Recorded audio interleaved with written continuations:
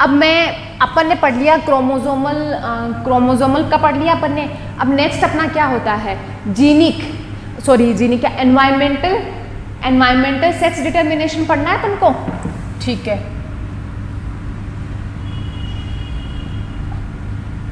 Environmental sex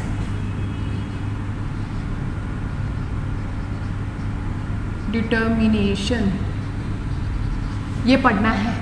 environmental sex determination, तो environment में ऐसी कौन सी चीज़ें होती है जो किसी ऑर्गेनिज्म को इंड्यूस करती है उसका सेक्स चेंज करने के लिए या फिर सेक्स अपीयरेंस के लिए। तो 3 फैक्टर होते हैं।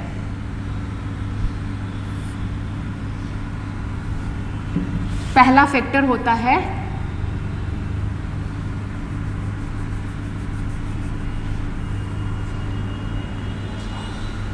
एसोसिएशन विथ फीमेल,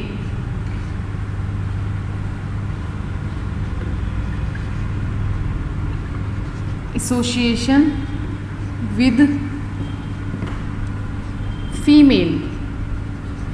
दूसरा होता है एग साइज, एग का जो साइज होता है वो।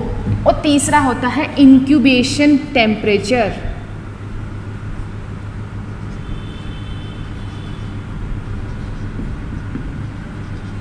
इंक्यूबेशन टेम्परेचर, ये क्या है तीनों फैक्टर? ये तीनों फैक्टर ये है कि एसोसिएशन विद फीमेल में ये होता है कि एक अपन एनिलिड लेते हैं जो है बोनेलिया।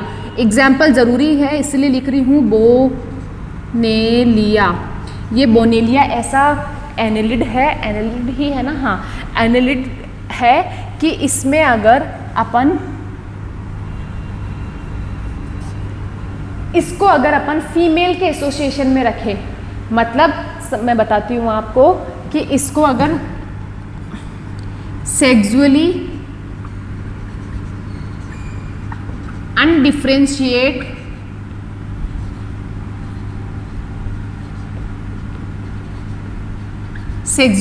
अनडिफरेंशिएटेड लार्वा को अगर अपन 2 कंडीशंस में रखें, कांटेक्ट विथ फीमेल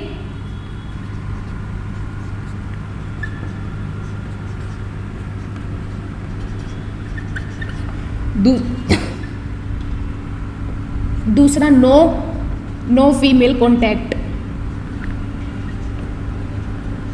तो क्या होता है, पहला है कांटेक्ट विद फीमेल और दूसरा है नो कांटेक्ट फीमेल। मतलब जो बोनेलिया का लार्वा बन गया, उस लार्वा को अगर अपन एनवायरमेंटली रिसोर्सेज में अगर फीमेल के कांटेक्ट में रखते हैं तो वो मेल बनता है, डेवलप्ड इनटू मेल। मतलब फीमेल के कांटेक्ट में रह के वो लार्वा मेल बनेगा और इधर डेवलप्ड इनटू फीमेल। और अगर फीमेल के कांटेक्ट में ना रखेंगे अपन तो वो फीमेल में डेवलप हो जाएगा। ये होता है बोनेलिया के अंदर, समझ रहे हो, ये प्रोसेस बोनेलिया के अंदर होती है। अब दूसरा है एग साइज। एग साइज का क्या है, एग साइज का एक एग्जाम्पल है सी वर्म का, जो डायनोफिलस होती है। ये आपके शीट में मेंशन नहीं है बट कई बार एग्जाम में आज पूछ लेता है तो आप लिख लो इसको, डायनोफिलस। ये सी वर्म है,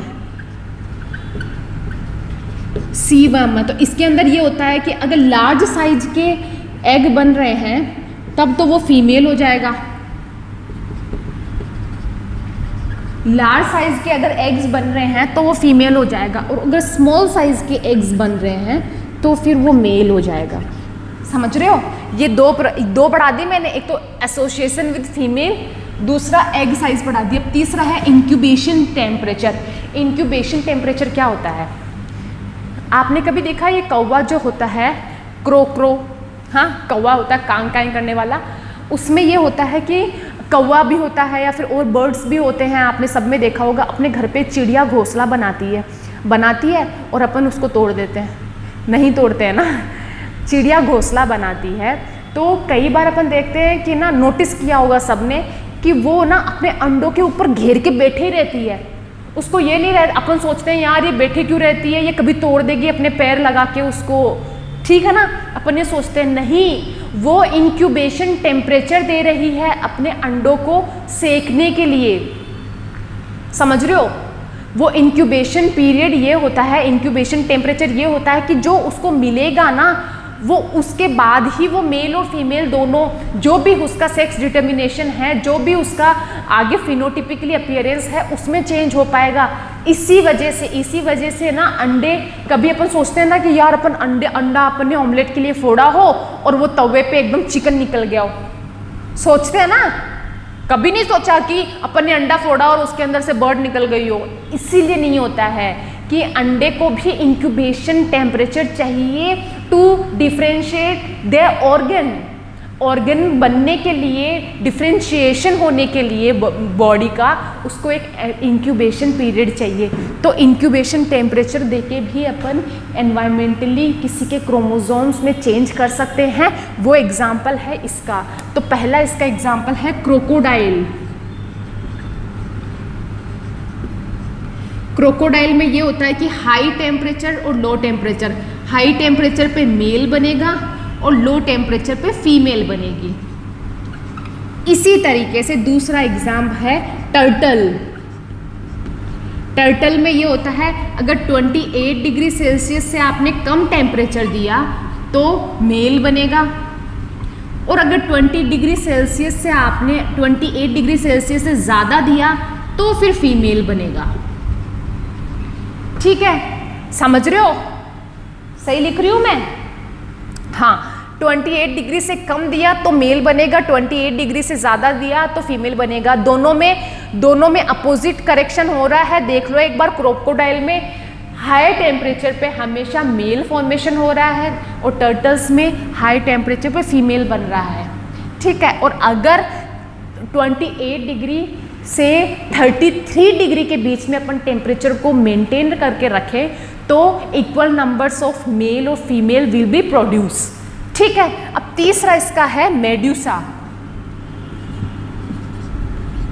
मेड्यूसा ये एक फिश है। इसके अंदर ये होता है कि कोल्ड वाटर और हॉट वाटर, कोल्ड वाटर और हॉट वाटर, कोल्ड में मेल बनेगा और हॉट में फीमेल बनेगी। ये है इसका। आ गया? बस एग्जाम्पल्स ही याद करने के लिए होते हैं इसका। ठीक है,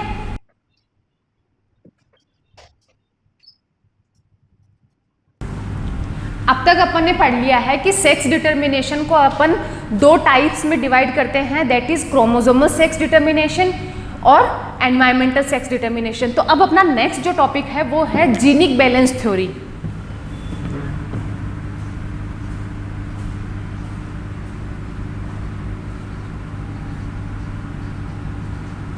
genic balance theory that was proposed by C.B. Bridges. C.B. Bridges scientist का नाम लिखा है, इट मीन्स याद करना है। ठीक है, क्या बोलते हैं ये C.B. ब्रिजेस जो है वो क्या बोलते हैं जीनिक बैलेंस थ्योरी के अंदर? ये बोलते हैं कि जो मेल का जो वाई क्रोमोसोम्स है वो हेटेरोक्रोमेटिन होता है। किसके अंदर? ये ड्रोसोफिला के अंदर हो रही है चीज़ें। ये ड्रोसोफिला के लिए बोल रहा है जीनिक बैलेंस थ्योरी। किसके ऊपर एप्लीकेबल है? कई बार ये भी एग्जाम में आ जाता है, तो it's only applicable on drosophila. Drosophila में ये होता है कि जो मेल सेक्स डिटरमाइनिंग क्रोमोसोम्स है, that is Y chromosomes, that are always heterochromatin. So heterochromatin होने की वजह से इनका सेक्स डिटर्मिनेशन में कोई रोल नहीं होता है। जो फीमेल नेस का जो क्रोमोसोम्स है वो एक्स क्रोमोसोम पे अपीयर होता है और मेल नेस का जो है वो ऑटोसोम्स पे होता है। तो एक्स को अपन एक्स में ही डिनोट करते हैं, ऑटोसोम्स को हमेशा अपन ए से डिनोट करते हैं। तो अगर अपन को ड्रोसोफिला के अंदर सेक्स पता करना है कि ड्रोसोफिला ये मेल है या फीमेल है, तो अपन को सेक्स इंडेक्स रेशियो से पता करना पड़ेगा, जो C.B. ब्रिजेस ने प्रोनाउंस किया था। ठीक है, तो वो है सेक्स इंडेक्स रेशियो।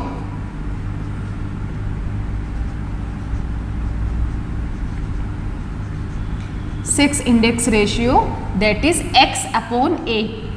एक्स क्या होता है? Number of X chromosome, number of x chromosomes. और ए क्या है? Number of sets of autosomes. क्या बोला मैंने?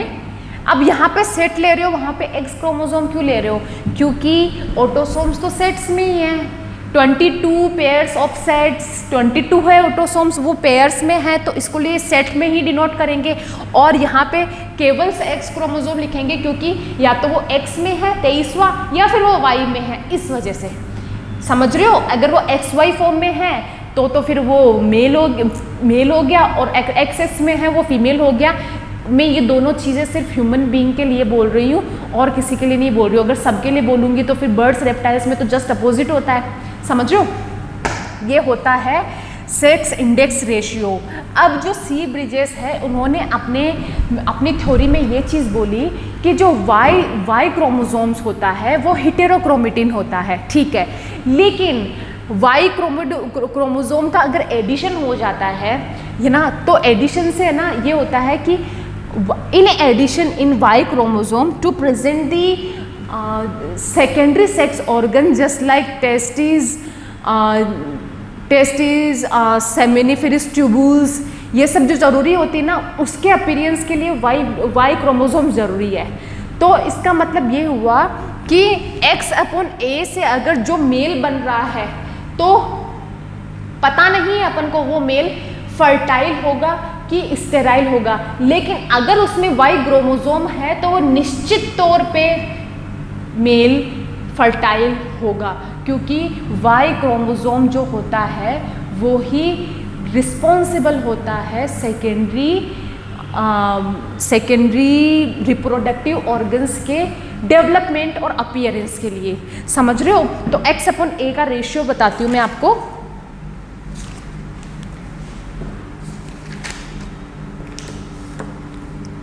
जैसे X/A है, इसका रेशियो बताती हूँ।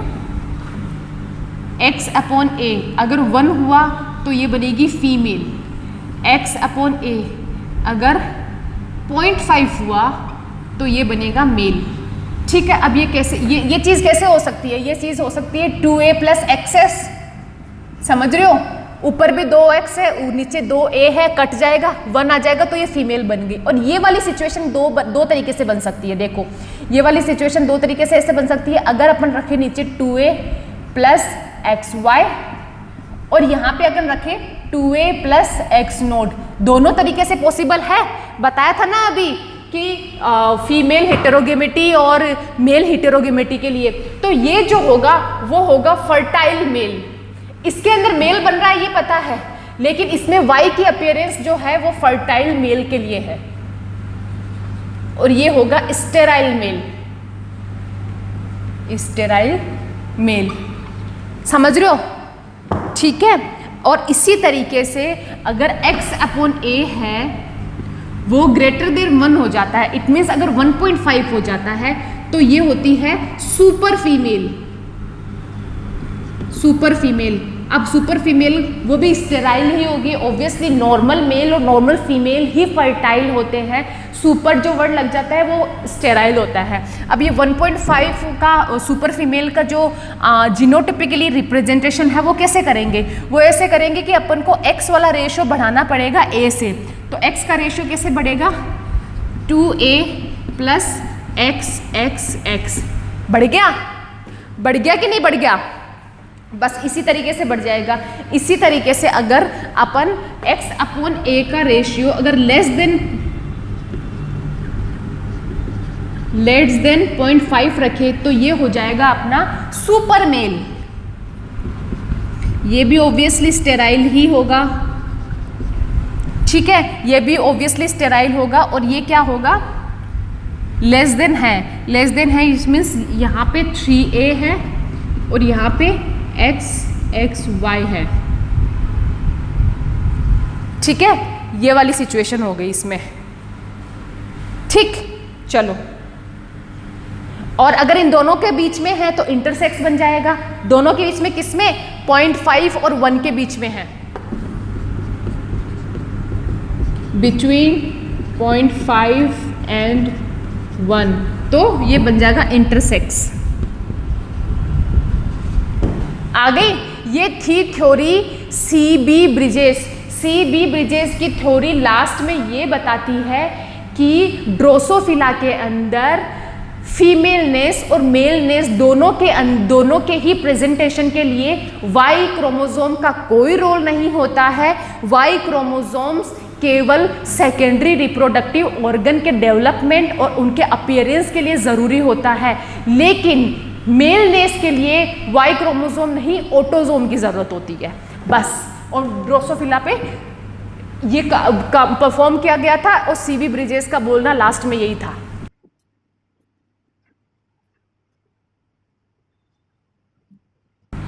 अब नेक्स्ट जो है अपना वो है, अब अपन ने ये देख लिया कि क्रोमोसोम्स के अंदर चेंज होने से कैसे सेक्स डिटर्मिनेशन होता है, या फिर एनवायरनमेंट की वजह से कैसे होता है। तीसरा अपन अब जो पढ़ेंगे, अब ये ड्रोसोफिला ने जो बता दिया, ये मतलब इसमें वाई क्रोमोसोम की कोई ज़रूरत नहीं होती है, जो जीनी बैलेंस थ्योरी थी। अब होता है हॉर्मोन्स की वजह से। हॉर्मोन्स की वजह से क्या होता है? Sex determination by hormone.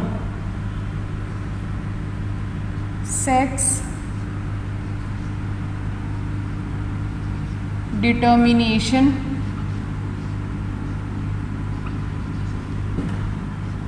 Bye hormone. Hormones की वजह से सेक्स डिटर्मिनेशन कैसे हो रहा है, ये है।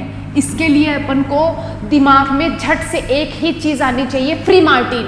मैडम ने क्या पढ़ाया था? हार्मोन वाला केस, फ्री मार्टिन। फ्री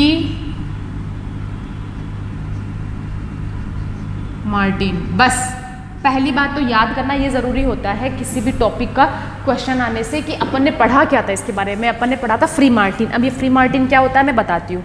ये होता है कि हॉर्मोन्स की वजह से जब कैटल्स होते हैं ना, पालतू जानवर जैसे गाय है ना, गाय भैंस, ये सब जो काउज वगैरह है, उसमें अगर डाइजाइगोटिक ट्विंस बनते हैं, डाइजाइगोटिक ट्विंस अपने ह्यूमन बींग्स में भी मिलते हैं, आपको पता है, लेकिन ये फ्री मार्टिन जैसी फिनोमिनन अपने ह्यूमन बींग्स में ना होके कैटल्स में होती है। कैसे होती है कि गाय के वुम्ब के अंदर, यूट्रस के अंदर 2 ट्विंस है। अब वो 2 ट्विंस किससे जुड़े हुए हैं? प्लेसेंटा से जुड़े हुए हैं। आपको बहुत अच्छे से मैडम ने पढ़ाया होगा प्लेसेंटा क्या होती है। प्लेसेंटा से जुड़े हुए हैं। प्लेसेंटा का काम होता है रेस्पिरेशन की ऑक्सीजन पहुंचाना और CO2 बाहर निकालना और ब्लड सर्कुलेट भी करना। वो ब्लड सर्कुलेट दोनों जाइगोट्स में भी सेम हो रहा है और वो मदर से हो रहा है, तो मतलब दोनों जाइगोट्स में और मदर में, तीनों में सेम टाइप का ब्लड सर्कुलेट हो रहा है। ये समझ में आ रहा है? तो होता यह है कि डाइजाइगोटिक ट्विंस है, उनमें दोनों फीमेल भी हो सकते हैं, दोनों मेल भी हो सकते हैं, और उसमें एक मेल और दूसरा फीमेल भी हो सकता है। ये जो फ्री मार्टिन वाला केस है वो उसके लिए एप्लीकेबल होता है कि अगर ट्विंस में एक मेल हो गया और एक फीमेल हो गया। होता क्या है कि मेल और फीमेल में मेल के अंदर जो हॉर्मोन्स है वो जल्दी प्रोड्यूस हो जाएंगे। वो इतने प्रोड्यूस हो जाएंगे कि वो जो मेल के हार्मोन प्रोड्यूस होंगे उसको सप्रेस कर देंगे, उसको अपीयर ही नहीं करने देंगे। तो मेल डोमिनेट करेगा फीमेल पे, अंदर ही, वुम्ब के अंदर ही। तो उससे जो ट्विंस बनेंगे ना, वो ये होंगे, जो फीमेल है वो स्टेराइल बन जाएगी और मेल नॉर्मल बनेगा, स्टेराइल, और ये नॉर्मल। समझ में आया? फ्री मार्टिन केस हमेशा एप्लीकेबल होता है जब दोनों डाइजाइगोटिक ट्विंस के अंदर एक मेल और फीमेल होता है। मेल के अंदर मेल रिप्रोडक्टिव हॉर्मोन्स पहले बन जाते हैं रादर देन फीमेल, तो वो पहले डोमिनेट कर जाते हैं और इसको अपीयर ही नहीं होने देते हैं। तो ये फ्री मार्टिन केस हुआ। ठीक है, चलो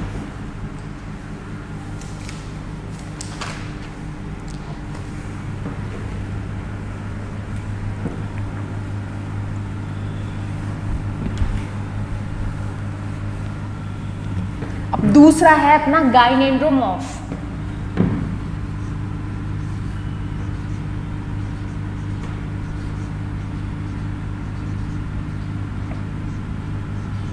ये क्या है?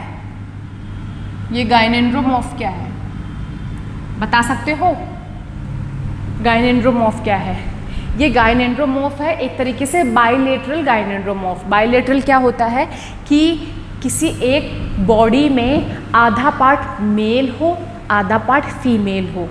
समझ रहे हो? ये चीज़ ह्यूमन बीइंग में से, अब ह्यूमन बीइंग में तो आप आराम से जानते हो। क्या ये चीज़ ड्रोसोफिला में भी होती है? ज़रूर होती है ड्रोसोफिला में। ठीक है, तो ये कैसे होती है? इसको बोलते हैं बाइलेटरल गाइनेंड्रोमॉर्फ।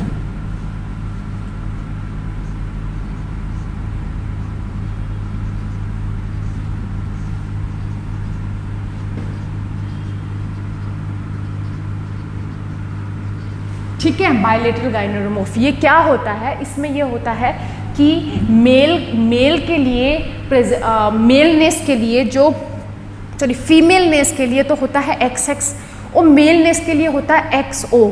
XO क्यों बोल रही हूँ मैं, Y क्यों नहीं बोल रही हूँ? यहाँ पे जो होता है कि X क्रोमोसोम्स जो होता है वो मेटाफेजिक प्लेट पे ही हट जाता है। मतलब ये किसकी वजह से हो रहा है? किसकी वजह से हो रहा है? Loss of 1X chromosomes at metaphase plate. Loss of 1X chromosome at metaphasic plate during zygotic meiosis.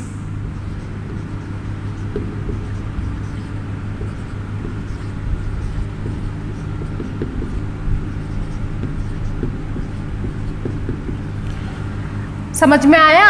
यहाँ पे ये होता है कि X क्रोमोसोम है वो मेटाफेजिक प्लेट में जब डाइजाइगोटिक मियोसिस होता है उस टाइम पे ये एक क्रोमोसोम जो है X क्रोमोसोम है वो उसका लॉस हो जाता है। इस लॉस की वजह से ये होता है कि यहाँ पे जो स्ट्रक्चर बनती है ड्रोसोफिला की वो हाफ मेल होता है और हाफ फीमेल होता है। ठीक है,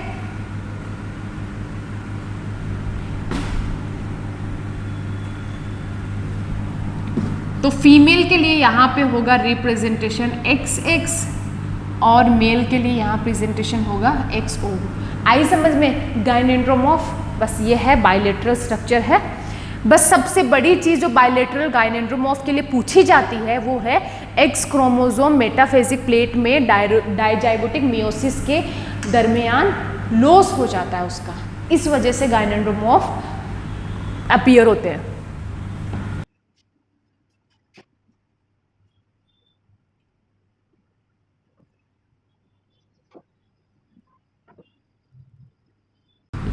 नेक्स्ट अपना टॉपिक है cytological basis of sex determination. मतलब साइटोलॉजिकली कैसे सेक्स को डिटरमाइन किया जाता है वो बताती हूँ मैं। इंटरफेजिक प्लेट होती है ना, जो बेटा अपन जो सेल डिवीजन में पढ़ेंगे, prophase, interphase and prophase, metaphase, interphase, ये सब चीज़ें पढ़े। जो इंटरफेजिक प्लेट होती है ना उसके अंदर जो फीमेल है, अपनी बात कर रही हूँ मैं ह्यूमन बींग्स की, फीमेल के अंदर जो एक्स क्रोमोसोम्स होते हैं वो दो तरीके के बन जाते हैं। 2X chromosomes in female. चल नहीं रहा है, ये दूसरा लेती हूँ। दो तरीके के एक्स क्रोमोसोम बन गए। पहला बन गया यू क्रोमेटिन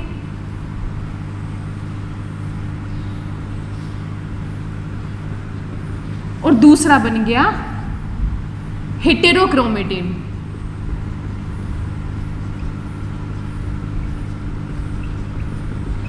ठीक है, इंटरफेजिक प्लेट में फीमेल के अंदर दो क्रोमोसोम्स बन जाते हैं, एक बनता है यूक्रोमेटिन, दूसरा बनता है हेटेरोक्रोमेटिन। अब जब इस हेटेरोक्रोमेटिन को अपन स्टेन करते हैं तो एक डेंस बॉडी मिलती है जिसको बार बॉडी बोलते हैं। बार बॉडी। तो इस जो साइटोलॉजिकल बेसिस है ना, इसको बोलते हैं बार बॉडी टेक्निक या फिर लॉयंस हाइपोथेसिस। लॉयंस क्या होता है? किसी साइंटिस्ट का नाम है, LYONS, हाइपोथेसिस इसी को बोलते हैं, और बार बॉडी टेक्निक भी इसी को बोलते हैं। ठीक है, तो होता यह है कि ये बार बॉडी बन गई। अब ये बार बॉडी कोई बता सकता है कि ये मेल में बनी है कि फीमेल में? ऑब्वियसली फीमेल की ही बात कर रही हूँ, तो ये फीमेल में बनती है। अब फीमेल में बनती है तो होता यह है कि इससे अपन को सेक्स डिटर्मिनेशन का कैसे पता चला? सेक्स डिटर्मिनेशन का इसलिए पता चला कि जिसमें बार बॉडी होती है वो फीमेल है। अब बार बॉडी को अपन कैसे कैलकुलेट करें? बार बॉडी की संख्या, नंबर ऑफ बार बॉडी हमेशा होता है एक्स क्रोमोसोम -1। तो अगर अपन नॉर्मल फीमेल की बात करते हैं, तो जिसमें नॉर्मल फीमेल का ये होता है ना जीनोटिपिक अपीयरेंस 2A + XX, तो यहाँ पे एक बार बॉडी बनी कि नहीं बनी बता दो? आ रही है समझ में? x -1 करेंगे, x -1 करेंगे तो यहाँ पे 2x है, और ये -1 करेंगे तो 1 बार बॉडी हो गई। और अगर मेल को अपन रिप्रेजेंट करते हैं, मेल को कैसे करते हैं? मेल को करते हैं 2A + XY। ठीक है, तो यहाँ पे x सिर्फ 1 है, 1 - 1 0 हो जाएगा, तो यहाँ पे 9 बार बॉडी। और यही तो बोल रहा है, यही तो लॉयंस हाइपोथेसिस बोल रहा है कि जिसमें बार बॉडी है वो ही फीमेल है, जिसमें बार बॉडी नहीं वो मेल है। अब एक टर्नर सिंड्रोम और क्लाइनफेल्टर सिंड्रोम सुने होंगे। टर्नर सिंड्रोम और क्लाइनफेल्टर, टर्नर में ये होता है, टर्नर सिंड्रोम ये होता है 2A + XO, ये वाली सिचुएशन होती है। तो इसमें कोई बता सकता है कि कितने बार बॉडी होगी? ऑब्वियसली एक भी नहीं होगी, केवल एक x है, x 1 - 1 = 0। तो फिर यहाँ पे कोई बार बॉडी नहीं, तो ये कोई बार बॉडी नहीं, तो ये मेल हुआ। मेल भी कौन सा हुआ? कौन सा हुआ मेल? ये अपन स्टेराइल फीमेल की बात कर रहे हैं। ये याद करो जो अपन ने फीमेल का देखा था, XX XO वाला, ZZ ZW वाला और ZO वाला, वो वाला सिचुएशन है यहाँ पे है। यहाँ पे स्टेराइल फीमेल की बात हो रही है। Turner syndrome is the example of sterile female. ठीक है, अब इसी तरह से Klinefelter syndrome,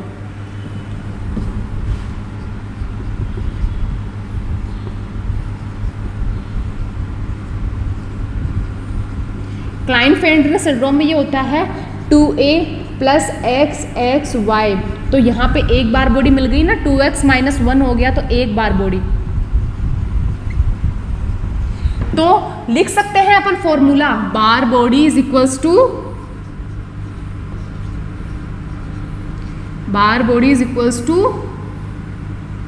number of X chromosome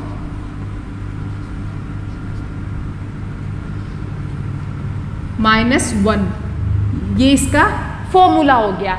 अब इसी तरीके से क्या जरूरी है मतलब फीमेल में केवल एक बार बॉडी से पता चल जाएगा? बार बॉडी केवल यही होती है जो इंटरफेजिक प्लेट में हेटेरोक्रोमेटिन से बनती है? नहीं। जैसे ड्रम स्टिक, दूसरा इसका एग्जांपल है ड्रम स्टिक। अब ये ड्रम स्टिक क्या होती है? ड्रम स्टिक होती है जो फीमेल की आरबीसीज होती है, उसके अंदर न्यूट्रोफिल्स होते हैं, उसमें मिलने वाली सेल्स होती है ड्रम स्टिक्स। ठीक है, तो ये ड्रम स्टिक्स का होना भी ये जताता है कि ये फीमेल है। अपन ब्लड टेस्ट से भी पता कर सकते हैं कि ये फीमेल है कि मेल है। अगर उसमें ड्रम स्टिक मिल गया that means she is female, और अगर नहीं है that means he is male. अगर वहाँ पे ड्रम स्टिक नहीं है न्यूट्रोफिल्स में, तो वो मेल का रिप्रेजेंटेशन हुआ। ठीक है,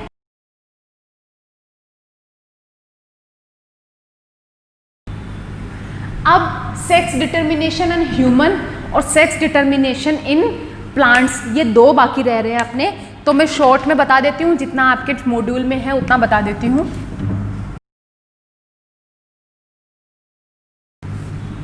क्या है सेक्स डिटर्मिनेशन इन ह्यूमन में? ये होता है कि ह्यूमन का जो वाई क्रोमोसोम्स होता है वाई क्रोमोसोम जो होता है वो ही रिस्पॉन्सिबल होता है सेक्स के डिटर्मिनेशन के लिए। क्यों? क्योंकि फीमेल में तो सारे ही एक्सेस होते हैं, 46 होते हैं, 46 सारे एक्सेस होते हैं। जो 46 में से 44 होते हैं वो ऑटोसोम्स होते हैं, जो मेल और फीमेल दोनों में सेम होते हैं। लास्ट का जो है वो फीमेल में एक्सेस होता है, लास्ट का जो है वो मेल में XY होता है। तो Y का होना दैट मीन्स वो मेल है, Y का एब्सेंट होना दैट मीन्स वो फीमेल है। ठीक है,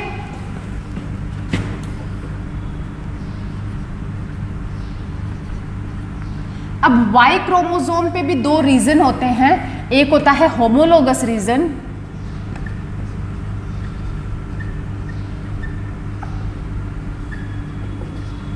ठीक है, एक होता है होमोलेगस रीजन और दूसरा होता है डिफरेंशिएशन रीजन। डिफरेंशिएट रीजन, ये अब रीजन क्या होते हैं? जो होमोलोगस रीजन होता है उसका वाई सेक्स डिटर्मिनेशन में कोई रोल नहीं होता है, लेकिन जो डिफरेंशिएशन रीजन होता है उसके अंदर एक जीन मिलती है जिसको बोलते हैं SRY जीन। ये होती है sex determining gene on Y chromosome. Sex determining gene on Y chromosome. SRY gene जो होती है वो सेक्स डिटरमाइनिंग जीन होती है वाई क्रोमोसोम, जो कि क्या बनाती है, जो कि एक प्रोटीनियस पार्ट बनाती है जिसको बोलते हैं TDF। TDF मतलब testis developing factor.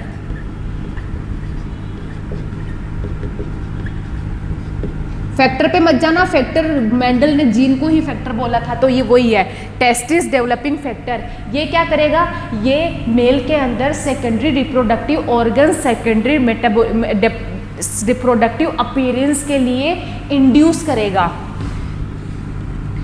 Male reproductive organ को डेवलप करेगा।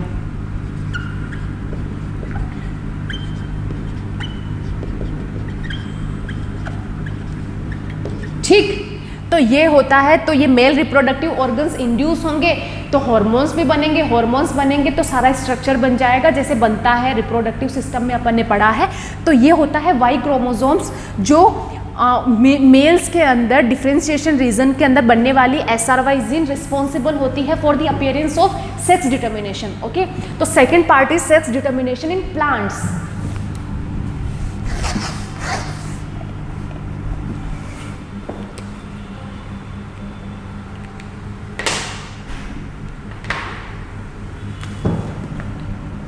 HE वॉर्मके, इन्होंने काम किया था मिलेंड्रियम प्लांट पे। मिलेंड्रियम प्लांट, इन्होंने HE वॉर्मके साइंटिस्ट थे, इन्होंने मिलेंड्रियम प्लांट पे काम किया था। और हमेशा एक चीज़ याद रखना, सेक्स डिटर्मिनेशन हमेशा प्लांट्स, उन प्लांट्स में ही अपन डिटरमाइन कर पाएंगे कि जो यूनिसेक्सुअल होंगे। और यूनिसेक्सुअल प्लांट के लिए मैंने दूसरी टर्मिनोलॉजी आपको बताई थी, दैट इज डायोसियस प्लांट। ठीक है ना, तो ये जो मिलेंड्रियम और कॉक्सिनिया प्लांट है वो ऑलरेडी अपन को पता है कि ये डायोसियस प्लांट्स है, तो यूनिसेक्सुअल प्लांट में ही अपीयर होगा।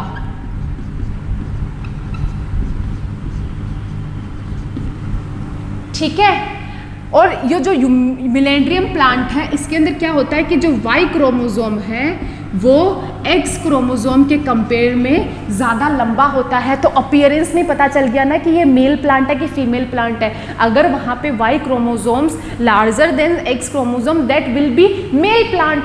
समझ में आया? तो ये हो जाएगा। और तो दूसरे जो साइंटिस्ट थे वो है RP रॉय। इन्होंने क्या किया था, इन्होंने काम किया था कॉक्सिनिया प्लांट पे। Again this is already unisexual plant, तो इन्होंने कॉक्सिनिया प्लांट पे काम किया था और इन्होंने प्लांट में इम्पोर्टेंस ऑफ वाई क्रोमोसोम्स, ये चीज़ का स्ट्रक्चर का इम्पोर्टेंस क्या होता है वो इन्होंने डिस्क्राइब किया था। ठीक है, तो आज का लेक्चर यहीं ख़त्म होता है। नेक्स्ट वाले में अपन पढ़ेंगे बहुत ही इंटरेस्टिंग टॉपिक, वो है न्यूरोस्पोरा जेनेटिक्स, और उसके बाद लैक ऑपेरॉन, और फिर बायोटेक्नोलॉजी का काफ़ी सारा पोर्शन पढ़ेंगे। आई होप कि आपको सब कुछ समझ में आएगा। एनसीईआरटी भी साथ में लेके बैठना, मॉड्यूल भी साथ में लेके बैठना, और ये साथ में छापा मार लिया करो, बहुत इंपॉर्टेंट है ये छापा। ठीक है, okay, good bye, tata, bye bye.